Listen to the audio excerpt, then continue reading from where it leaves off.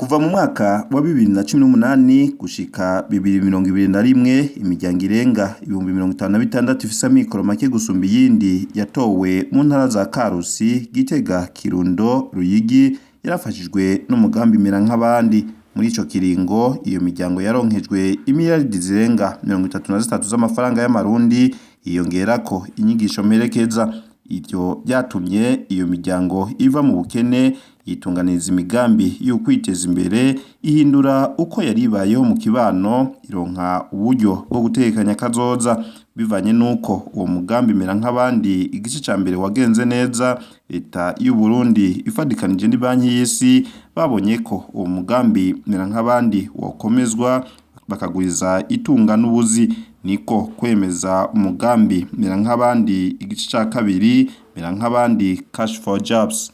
Uwo mugambi mera nk'abandi igice ca kabiri uje ushimangira uwa mbere, ariko wo ukazokorera mu gihugu cose. Umugambi mera nk'abandi igira kabiri ishingiye ku mugambi w'ibanze mera nk'abandi ya mbere.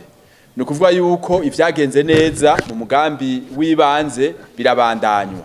Ivyagenze neza navyo vyari ya mfashanyo ya mbere y'amafaranga itangwa ku miryango ikenye gusumba iyindi, igatangwa mu gihe kizwi kandi umuntu ashobora kumenya ahazoyaronkera.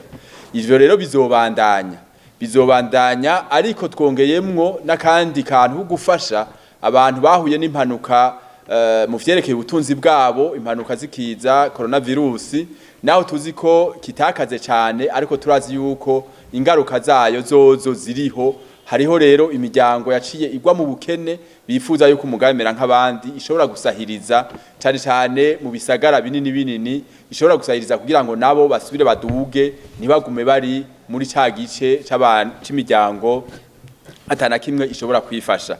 Uburyo bwatekanijwe na Reta ifashwe mu mugongo n'Banki y'Isi yose ni imiriyoni 150 z'Amadorare y'Abanyamerika. Uwo mugambi rero uzoshikira igitigiri naco nyene kinini c'imiryango ikenye gusumba iyindi 145. Ikindi cahoraho kandi kizobandanywa ko cagenze neza cyane ni za nyigisho mperekeza, kuko mubizi mu mugambi mera nk'abandi ntidutanga amafaranga gusa, mugabo tuyaherekesha imfashanyo ya kabiri ikomeye, ariyo mfashanyo y'inyigisho n'imigambi yose iherekeza iyo mfashanyo. Ivyo rero tuzobibandanya gose, kuko twarabonye ko ari ivyo bituma iyo mfashanyo y'amafaranga ya mbere igira akamaro, kuko abantu baca bamenya ingene bakoresha iyo mfashanyo kandi bagatangura no kwinjira mu vyerekeye kuduza umwimbu wabo, haba umwimbu w'amafaranga haba n'umwimbu w'ubuzima bwiza. Ariko hariho kandi n'ibisata bishasha. Igisata gishasha nico nyene cyo kugwiza umwimbu. Yego cahoraho kuko twabonye neza yuko abari mu mugambi mera nk'abandi muri uwo mugambi w'ibanze badugije vy'ukuri ubutunzi, badugije umwimbu. Ariko mu mugambi wa mera nk'abandi ya kabiri tuzoshimika gose kuri ico gisata, niko karusho bizanye, kuko tuzobaherekeza gose, tubashigikire gose ingene biyumvira ubwa mbere na mbere iyo migambi yo kwiteza imbere, ingene bayitunganya n'ingene bayishira mu ngiro. Bazoba bafise abantu babaherekeza bavyize cyane, babaherekeze gose kugira ngo batore imigambi irashe, imigambi ishobora kubagwiriza umwimbu, imigambi ishobora kubagwiriza ubutunzi, kandi bashobore no kuronka ingene ivyo bashoboye kugwiza bashobora kubidandaza. Umugambi rero ukabashikana kwitunga rinini ya gusumvya uko vyahora. Nico kintu gishasha. Mbere no mu bisagara tuzokongeramwo ko ugwaruka bazokwiga kugira imigambi n'ingene bashobora kuronka akazi, kuko bazoba bashoboye kwiga gusumvya ingene batunganya imigambi, bakaronka ibikwiye kugira ngo bonyene bashobore no kuronka akazi bahiganwe hamwe n'abandi. Muri uwo mugambi mera nk'abandi igice ca kabiri hatekanijwe ko ushigikira impunzi ziri mu gihugu n'imiryango y'abasangwa yegereye amakambi, hatibagiwe n'abarundi bahunguka. Abo bahunguka bokumva neza yuko bafise imfashanyo, bokumva neza ko bafise imfashanyo kubera bazokwinjira vy'ukuri muri ya miryango iba ikeneye gufashwa bisanzwe.